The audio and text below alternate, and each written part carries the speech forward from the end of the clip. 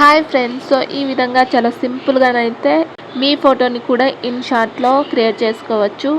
అది ఎలాగో చూద్దాం. జస్ట్ ఒక 1 మినిట్‌లో ఈ వీడియో అనేది కంప్లీట్ చేద్దాము. సో ఇన్‌షాట్ అనేది ఓపెన్ చేసి ఇమేజ్ అని ఉంది కదా, దాని మీద ట్యాప్ చేసి న్యూ ఆప్షన్ మీద క్లిక్ చేసి ఒక ఇమేజ్ని అయితే సెలెక్ట్ చేసుకున్నా. ఇప్పుడు బ్యాక్గ్రౌండ్లోకి వెళ్ళి ఎఫెక్ట్ మీద క్లిక్ చేసి స్టైల్ ఆప్షన్ సెలెక్ట్ చేసుకొని బ్లర్ అనేది అయితే చేసుకోవాలి. ఇప్పుడు అడ్జస్ట్లోకి వెళ్ళిపోయి సాచురేషన్ అనేది -50 అనేది అయితే తగ్గించాలి. స్టిక్కర్ అనే ఆప్షన్ సెలెక్ట్ చేసుకొని ఇమేజ్లోకి వెళ్ళిపోయి ఒక ఇమేజ్ని అయితే నేను తీసుకుంటున్నాను. ఈ విధంగా ఇమేజ్ని తీసుకున్న తర్వాత బ్యాక్గ్రౌండ్ అనేది రిమూవ్ అయిపోతుంది. సో ఈ విధంగానైతే జూమ్ చేసుకొని మనం సెట్ చేసుకోవచ్చు.